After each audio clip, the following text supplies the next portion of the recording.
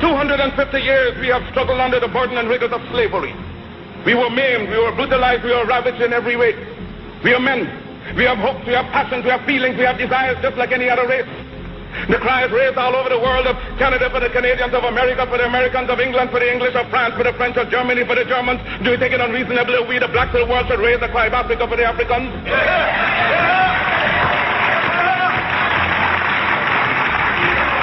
The Negro is a man. We represent the new Negro. His back is not yet against the wall. We do not want his back against the wall because that would be a peculiar and desperate position. We do not want him there. It is because of this that we are asking for fair compromise. Where the Belgians have control of the Belgian Congo, which they cannot use, they have not the resources to develop nor the intelligence. The French have more territory than they can develop. There are certain parts of Africa in which they cannot live at all. So it is for you to come together and give us a United States of Africa. Yes, sir. Yes, sir. We are not going to be a race without a country. God never intended it, and we are not going to abuse God's confidence in us as men. We are men, human beings, capable of the same acts as any other race, possessing under fair circumstances the same intelligence as any other race. Now Africa's been sleeping, not dead, only sleeping. In the early 20th century, black people around the world lived under the crushing weight of oppression. Across the American South, Jim Crow laws violently enforced segregation and second-class citizenship. In the Caribbean and Africa, European colonial powers ruled with exploitative brutality, denying black people their basic rights and identity. It was a world of stark injustice where hope for freedom often seemed like a distant dream. Into this world stepped a man who simply refused to accept this fate, a fiery orator from Jamaica, a man named Marcus Garvey. With passionate words and an uncompromising vision, Garvey ignited a movement that spanned oceans and continents. He rallied millions of African descendants to believe in their own pride and power at a time when such confidence was dangerous and rare. Yes, indeed, Marcus Garvey was more than a political leader. He was the living embodiment of a struggle for dignity.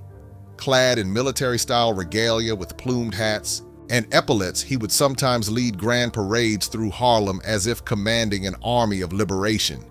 His booming voice urged messages of Africa for the Africans and black unity, electrifying crowds that had never before seen a black man carry himself like a head of state. Under Garvey's leadership, the Universal Negro Improvement Association became the largest mass movement of black people in history up to that time. From the ghettos of Harlem to the villages of West Africa, his call resonated: stand up, reclaim your heritage, and never be ashamed of being black. This documentary explores why there will never be another fighter quite like Marcus Garvey.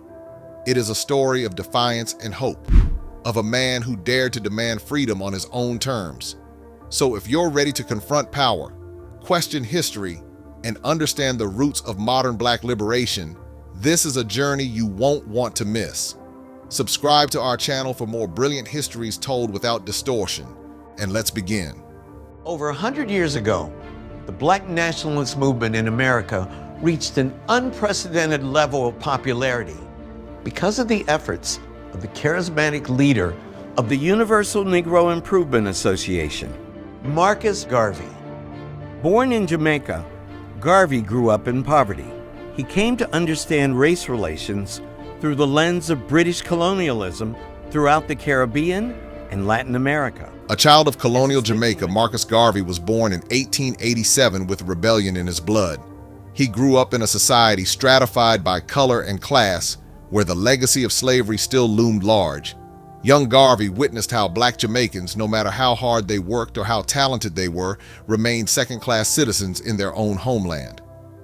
Determined to uplift his people, Garvey voraciously read books from his father's small library and listened to the stories of elders. He was especially inspired by the idea that black people had a proud history before slavery, a heritage in Africa that had been stolen or forgotten. This spark would later become a cornerstone of his movement, the insistence that black history and culture be celebrated rather than erased. As a teenager, Garvey learned the printing trade and got involved in workers' rights activism. But Jamaica felt too small for his growing ambitions. In his early travels around Central America, Garvey saw that black laborers in Panama and Costa Rica were treated as expendable cogs in colonial economies. In 1912, he ventured to London, the heart of the British Empire, and there he encountered African and West Indian intellectuals who discussed Pan-African unity. In London, he also read Booker T. Washington's autobiography, Up From Slavery, which argued that Black people could achieve progress through self-improvement and economic self-reliance rather than directly confronting white racism. Washington's approach profoundly influenced Garvey. It convinced him that education, economic development, and racial pride were key to empowering Black communities. Galvanized by these ideas, Garvey returned to Jamaica in 1914 with a grand plan. On August 1, 1914, he and a few colleagues founded the Universal Negro Improvement and Conservation Association and African Communities League, shortened to the Universal Negro Improvement Association, or UNIA. Garvey's fledgling organization adopted the motto, "One God, One Aim, One Destiny," which reflected its sweeping mission to unite all people of African ancestry worldwide. The UNIA aimed to uplift Black people's economic conditions, celebrate African cultures, and ultimately establish a strong, independent Black nation in Africa free from colonial rule. This was an audacious goal for a small group in Jamaica, and at first Garvey struggled to gain support at home. Many in the island's Black middle class saw his ideas as too radical or impractical. Undeterred, Garvey set his sights on a bigger stage, the United States of America, where millions of Black people lived under Jim Crow but were also starting to assert their rights. Garvey arrived in the U.S. in 1916, landing in Harlem, the vibrant Black neighborhood in New York City that was a magnet for Black migrants from the South and the Caribbean. He came hoping to meet Booker T. Washington, not knowing that Washington had died the previous year. Though disappointed, Garvey soon found himself amid a social whirlwind. World War I was raging abroad and reshaping global politics. At home, the first waves of the Great Migration were underway. Black families from the rural South moving northward by the thousands, seeking jobs and fleeing racist terror in the South. But even in northern cities, Black newcomers encountered harsh discrimination, low-wage labor, and cramped, segregated housing. The post-war period brought race riots in cities like East St. Louis and Chicago in 1917 to 1919, as white mobs attacked Black communities. This bloody outbreak, known as the Red Summer of 1919, left deep scars and a sense of betrayal in Black veterans who had hoped their wartime service might earn them respect at home. All of these factors created a tinderbox of Black frustration and yearning by the late 1910s. Garvey keenly observed that many working-class Black people were losing faith in ever achieving equality within the American system. They felt estranged, like men without a country, as some described, unwelcome in white society and disconnected from any African homeland. Into this atmosphere, Marcus Garvey's message fell like a spark on dry grass. In 1917, he began holding nightly lectures in a Harlem meeting hall, spreading his philosophy of Black self-reliance and unity. By 1918, he had launched a newspaper, Negro World, to trumpet news of Black achievements and African history to readers across the diaspora.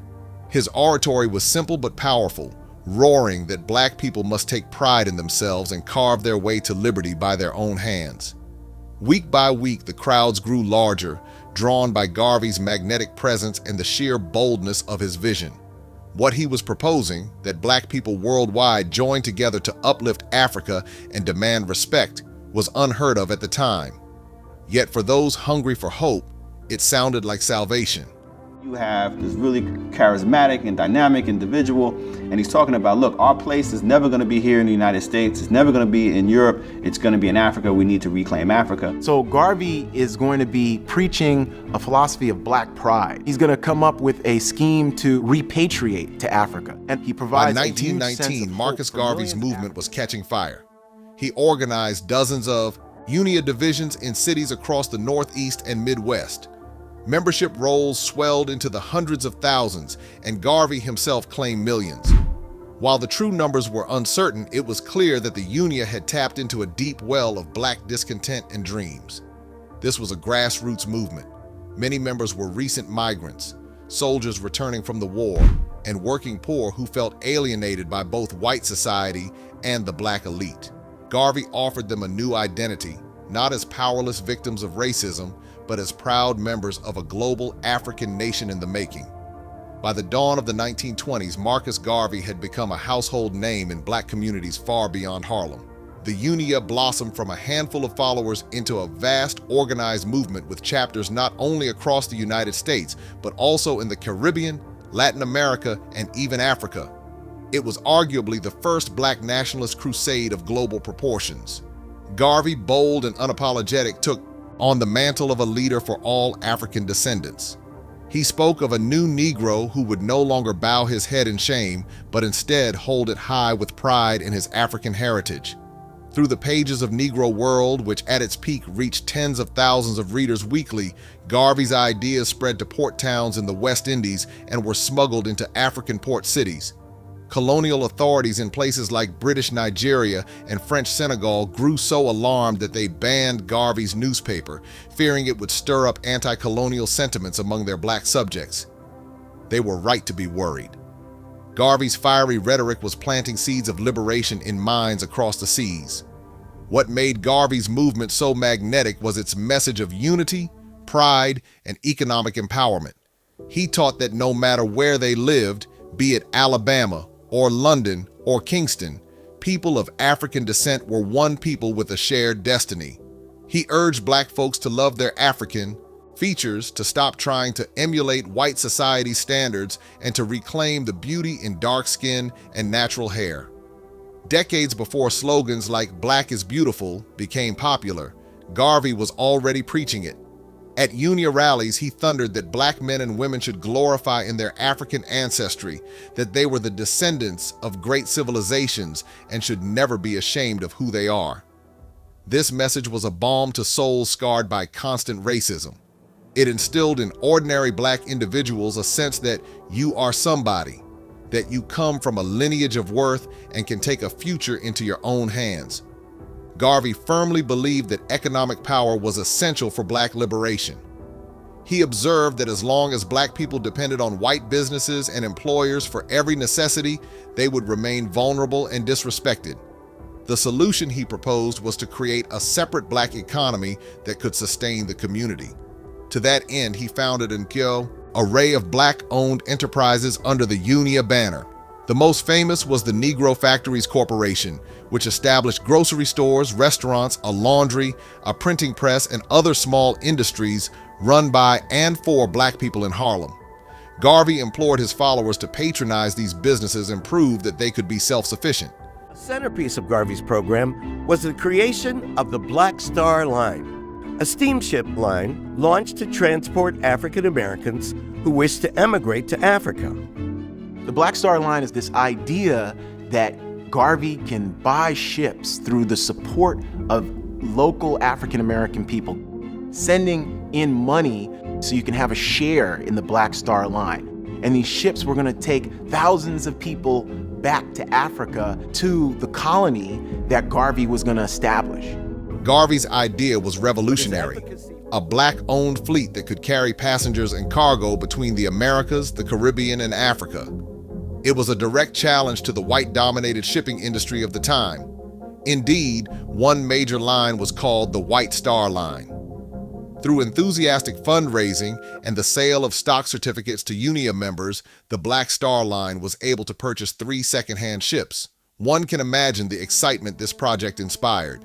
For black people who had endured being cargo on slave ships generations before, now owning ships of their own felt like poetic justice and a tangible step toward autonomy. When the first ship, the SS Yarmouth, docked in Harlem in 1919, thousands gathered to celebrate. Though the vessel was old and in need of repair, in the eyes of the people, it was a majestic symbol of hope riding the Hudson River. At the same time, the movement took on the trappings of a government in exile, almost a nation within a nation. Garvey created an elaborate organizational structure for the UNIA. There was an African Legion, a paramilitary group of men who drilled in military-style uniforms, as if forming an army for an eventual African homeland. There were the Black Cross nurses, women in crisp uniforms who would march in parades and provide community health services, symbolizing care and solidarity within the race. Garvey himself adopted regal titles. In 1920, at an international UNIA convention in New York, members elected him Provisional President of Africa. Delegates from over 20 countries gathered for a grand UNIA convention in New York. Garvey, now calling himself Provisional President of Africa, donned a military-style uniform and reviewed ranks of UNIA members. An estimated 50,000 black people paraded through Harlem carrying banners calling for African freedom, a sight of black pride and solidarity unlike anything seen before in America. By the mid-1920s, the influence of Garvey's movement had reached its zenith. The UNIA claimed millions of members worldwide. While that figure was likely inflated, even conservative estimates acknowledged that hundreds of thousands were actively involved, making it the largest black mass movement up to that point. Branches existed throughout the Caribbean and Central America, and even in African cities like Lagos and Accra, where Garvey's emissaries spread his philosophies. Garvey had become a living legend among the African diaspora, revered by the masses who affectionately nicknamed him Black Moses. He was seen as the deliverer who would lead his people out of bondage into a promised land of freedom. Though he had never set foot in Africa, his followers believed that under Garvey's guidance they would one day establish a proud black nation on African soil, free from white domination. However, even as Marcus Garvey reached these heights, storm clouds gathered on the horizon. His movement's rapid rise drew intense scrutiny and opposition from many quarters, white and black alike. Garvey had built a vast following and tangible economic projects, but now he faced questions and challenges that would soon test the very foundations of his crusade. No great revolution goes unchallenged, and Marcus Garvey's movement was no exception. As his influence grew, so did the ranks of his enemies. Despite all his accomplishments, Garvey discovered that fighting for black liberation meant facing fire from all sides: white authorities, rival black leaders, and even former allies. This period would reveal the limits of his approach and the flaws that would ultimately be his undoing. One of Garvey's earliest and most relentless critics was W.E.B. Du Bois, the renowned African-American scholar and a leader of the NAACP. Du Bois, who believed in integrating black Americans into mainstream society through education and legal rights, viewed Garvey's separatist ideology and back to Africa rhetoric as dangerously misguided. Du Bois even labeled Garvey the most dangerous enemy of the black race, fearing these ideas would set back the fight for equal rights and play into the hands of white supremacists. Indeed, Garvey's actions sometimes gave his opponents ammunition. Garvey even made the controversial decision to meet with the white supremacist Ku Klux Klan in 1922, reasoning that both shared a desire for separation. This move appalled Black America. How could a champion of his people sit with the very architects of their oppression? The incident badly tarnished Garvey, standing among other black leaders who saw it as a reckless and unforgivable misstep. Meanwhile, federal law enforcement was eyeing Garvey's movement with growing concern. J. Edgar Hoover, a young Justice Department official and future FBI director, saw Garvey as a potential subversive. Garvey was growing too powerful. J. Edgar Hoover is going to hire their first Negro agents to subvert Marcus Garvey. And eventually, they're going to say that he's been committing mail fraud with the Black Star Line scheme. Hoover's agents began monitoring Garvey and even planted an informant inside the UNIA, looking for any excuse to shut him down. That chance came when the Black Star Line began to flounder financially amid mismanagement and corruption. In 1922, Garvey and several associates were indicted for mail fraud, accused of deceiving black investors with false promises. He vehemently proclaimed his innocence, arguing that he was being persecuted for daring to uplift his race. To many followers, it did look like a frame-up. Plenty of white businessmen engaged in shady dealings without such consequences, so why were authorities so eager to punish Garvey? Garvey chose to defend himself at his 1923 trial, a bold move that likely hurt his case. Despite his passionate arguments, a jury found him guilty and a judge sentenced him to 5 years in prison. The conviction was a crushing blow. To Garvey's supporters, it was proof that the government would stoop to anything to destroy a black leader. To his critics, it confirmed that some of his ventures had been reckless. In 1925, Garvey entered Atlanta Federal Penitentiary. Even behind bars, he kept writing letters and articles to inspire his followers, but the UNIA could not survive intact without him. Over nearly 2 years of his imprisonment, the organization fractured. Lacking Garvey's leadership, divisions and rivalries grew, membership declined, and the once mighty movement began to slowly collapse. Facing pressure from black leaders and international supporters who pleaded his case, President Calvin Coolidge commuted Garvey's sentence in 1927. However, the U.S. government seized the opportunity to rid itself of a troublesome agitator. As soon as Garvey was released, he was deported from the United States. He boarded a ship back to Jamaica, effectively in exile from the country where his movement had achieved its greatest heights. As the boat left New York Harbor, Garvey took what might have been a last wistful look at the Statue of Liberty, a bitter symbol of the freedom denied to him and his people. Garvey left America with a mix of accomplishments and heartbreak. He had built one of the most significant grassroots movements in African American history and inspired millions. Yet he saw his reputation smeared, his organization in disarray, and his grand economic projects in ruins. Many of the oppressed black men and women who had placed their hopes in him now felt adrift once more.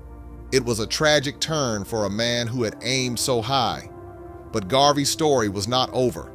Not yet. He would not give up on his vision, and even in exile, the ripples of his movement would continue to spread in surprising ways.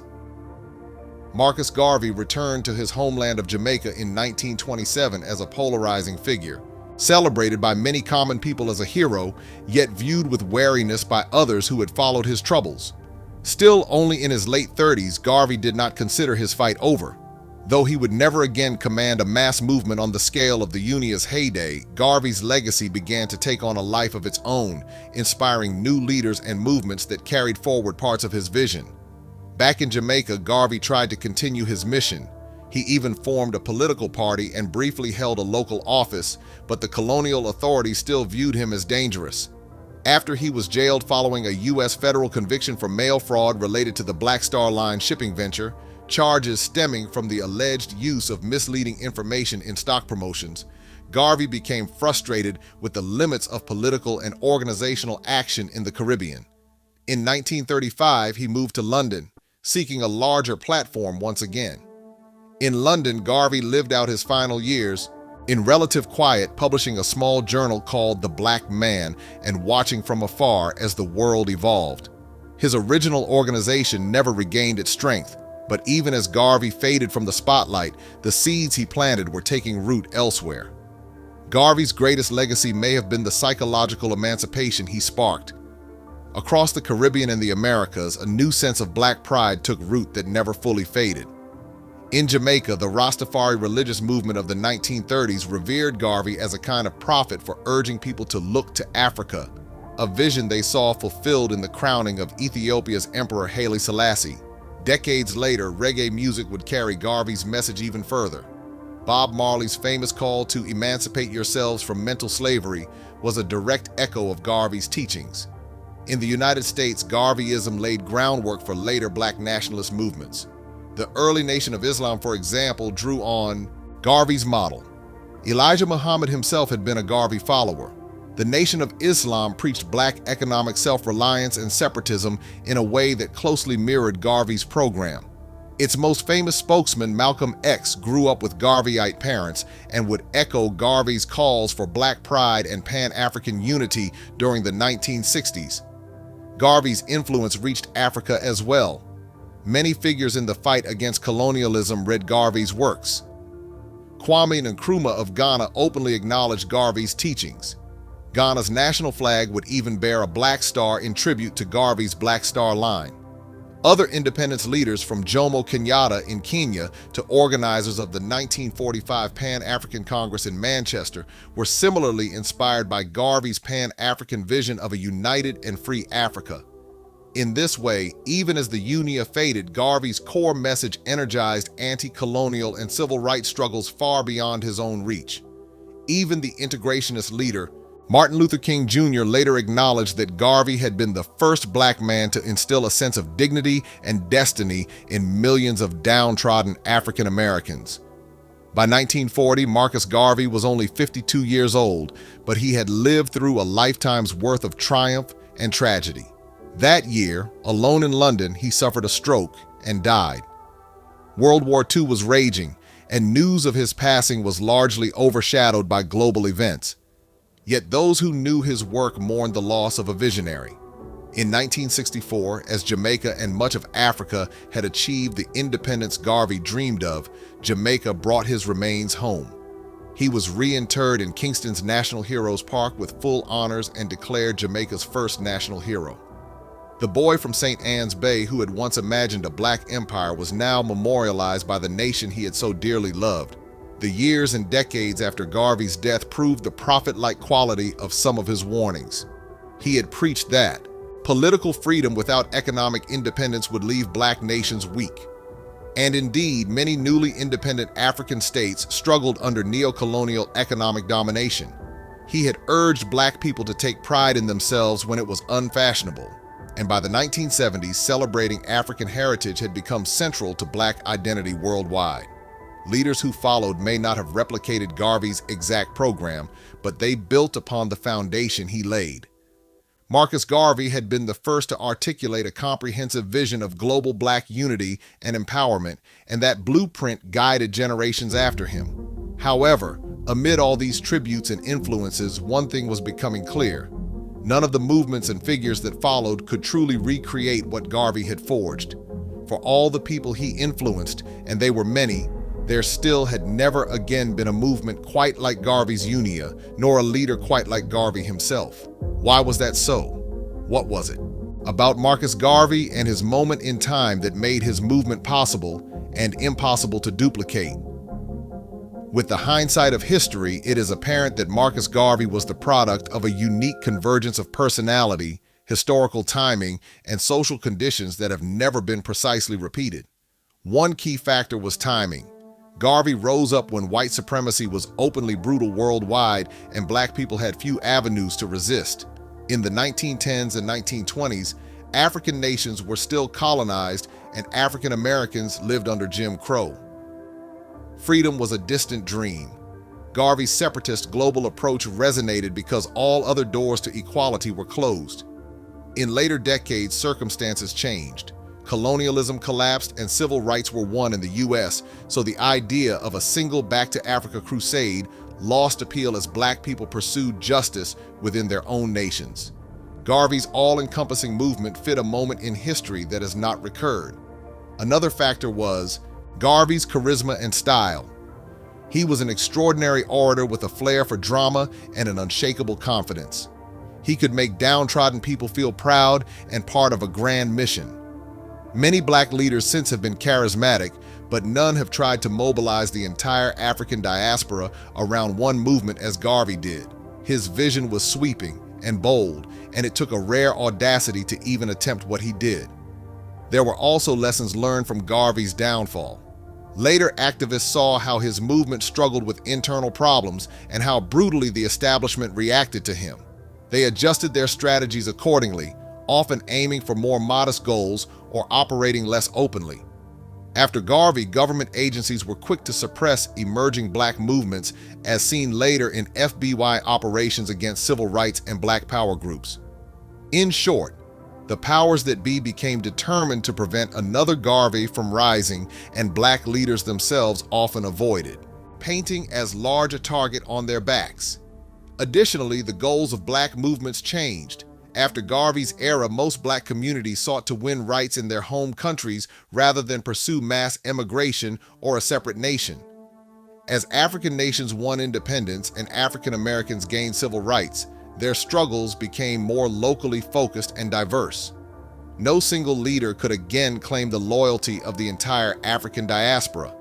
Different communities had different priorities. The kind of umbrella movement Garvey led gave way to numerous smaller movements addressing specific national or local issues. Garvey's particular methods were also one of a kind. His mix of pomp and military-style organization gave the UNIA a nation-like feel that few movements have duplicated. The Nation of Islam came somewhat close in mid-20th century, but on a much smaller scale. In the modern era, a leader declaring himself President of Africa in a plumed hat and gold-braided uniform would likely be dismissed or even ridiculed. Garvey's style worked in his time but would not translate well to later generations. He mastered the media of his day, newspapers, parades, stirring speeches, in a way that would be hard to replicate now in the age of television and social media. No later leader has captured global Black attention with Garvey's combination of showmanship and substance. Finally, Marcus Garvey was truly one of a kind. His combination of visionary ideas, mass appeal, and willingness to take enormous risks has not been seen again. Other leaders have either not dared to attempt such sweeping goals or have focused on one country or cause. After seeing Garvey's fate, few were eager to stake everything on a Black Star Line scale venture for fear of the consequences. Garvey's boldness was both his making and his undoing, a duality that no successor has quite embodied. As we consider all of these factors, it becomes evident why Marcus Garvey stands alone in history. He was the right man at the right time with the right message, a convergence that may never happen in the same way again. This is not to say the world no longer needs fighters for Black liberation. On the contrary, many are still needed, but they will fight in new ways, on different fronts, and likely without the sweeping centralized movement that Garvey once led.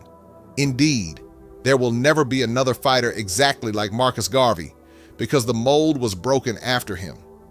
History shifted course because of what he did. The world he fought against also changed, in part due to his influence, and new challenges require new kinds of leadership. But every time Black people assert that their lives matter, every time an independent African nation raises a flag with a Black star, every time a child of the diaspora learns about African kings and queens with pride, Marcus Garvey's spirit is there. It lives on in the insistence that Black people everywhere deserve respect, self-determination, and the freedom to shape their own futures. If the powerful life of Garvey moved you, then let it travel. Like this video so more people can find it. Share it with someone who needs to hear it. Add your voice in the comments and keep the conversation alive. And if you believe these stories matter, subscribe to Black Journals and walk with us as we continue to uncover, preserve, and pass on the truths of Black history. Thank you so much for watching. We hope to see you again.